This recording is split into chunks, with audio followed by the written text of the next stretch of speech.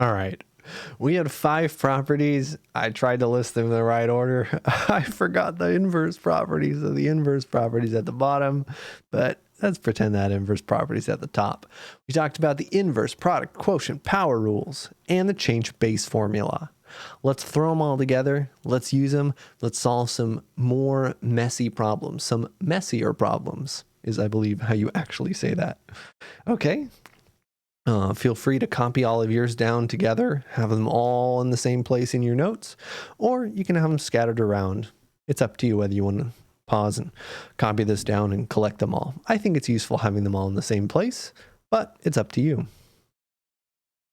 All right, so let us do some problems. Example 9, possibly. Separate completely the common log of 10 times the square root of x times y over z cubed times w. There's a lot going on here. When there's a lot going on, you just do it step by step. Square root, we can write that as an exponent of 1/2, but the 10 doesn't have the square root, so it can be a little tricky. I would recommend using the product rule first. 10 is getting multiplied by the square root. So this is going to be the log of 10 plus the log of that whole square root. We know we're going to need to convert that square root to a fractional exponent, so may as well do it now. Square root is an exponent of 1/2. We have xy over wz cubed. The log of 10 is the common log. So this is like log base 10 of 10 to the first power. This cancels just to 1. That's really nice. And then we can use that power rule to say that exponent comes down in front. 1/2 times the log of xy over wz cubed. Now is the part where things get very tricky. You have to be very careful. I want to use the quotient rule here. But watch what I'm doing. Be very careful. This is 1/2 times the logarithm. So if this logarithm is a difference, right? We're going to take the logarithm of the top minus the logarithm of the bottom.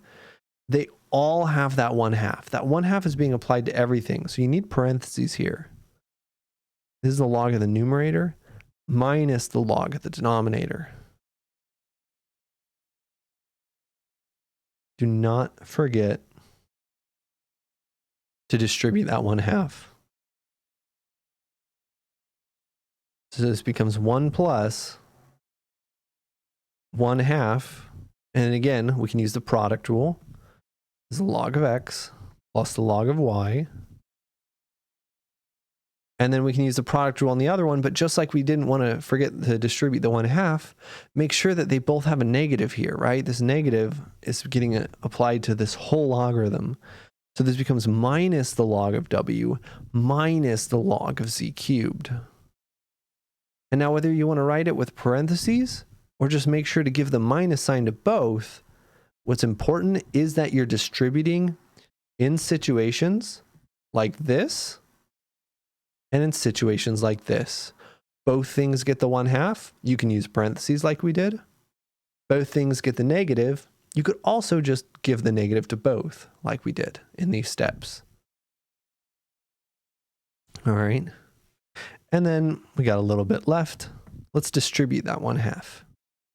This becomes 1/2 log x plus 1/2 log e minus 1/2 log w. And then we're distributing a 1/2. We're also using the power rule on this 3. So 1/2 times 3 is 3/2 logs. And that's our answer. The fully expanded, separated version. And it's a very good idea.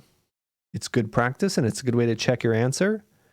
Try to combine all of this now. And if we combine all of this, we should get back to right where we started. We're not going to do it in this video, but it's good practice. Example 10. Combine into a single log.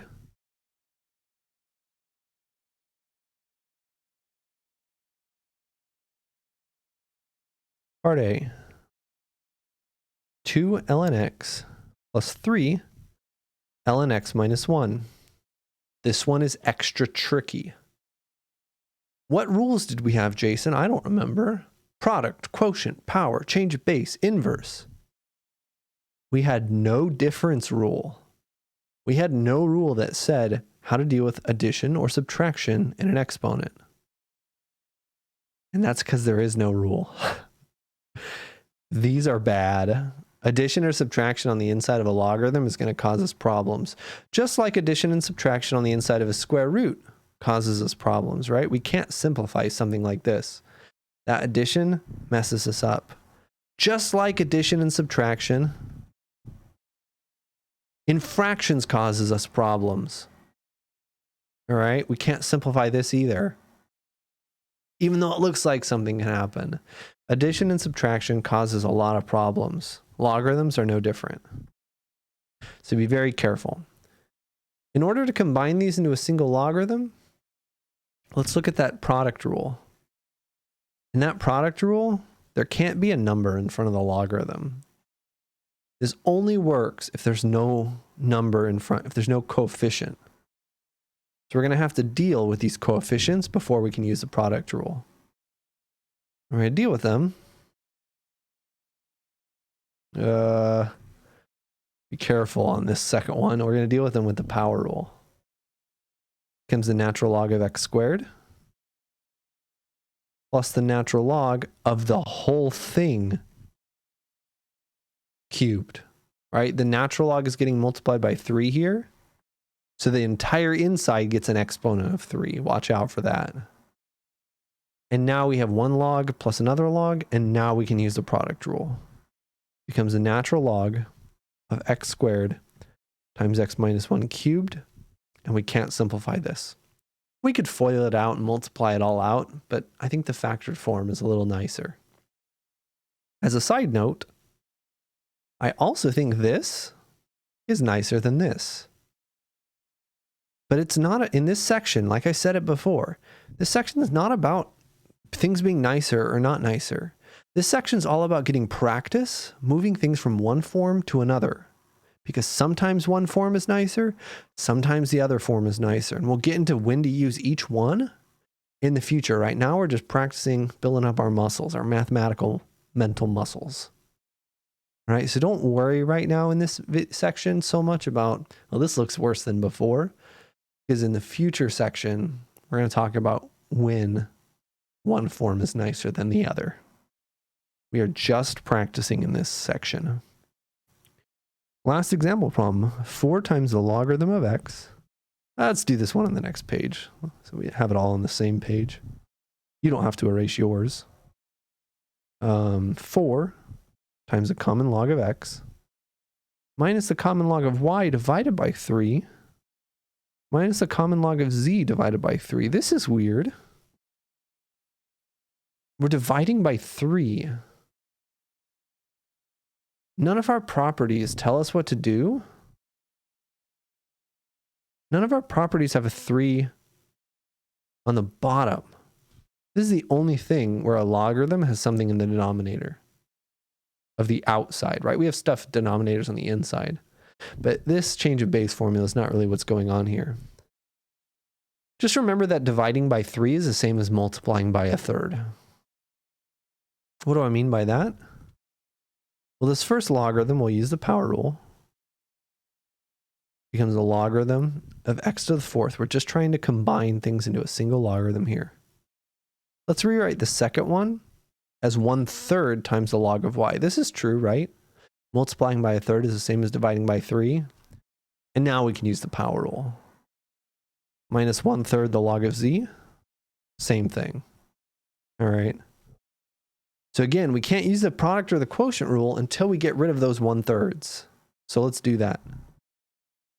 Becomes the log of x to the 4th. Power rule again. Power rule again. minus the log of the cubed root of y. Exponent of 1/3 is the same as cubed root minus the logarithm of the cubed root of z. Everything with a plus goes on top. Everything with a minus goes on the bottom, or you can do this in multiple steps. This becomes the log of x to the 4th divided by the cubed root of y divided by the cubed root of z with a quotient rule. We use a quotient rule twice here. And then we just clean things up a little bit. This is the log of x to the 4th divided by the cubed root of yz. And that's our answer. The problem told us to combine this into a single logarithm.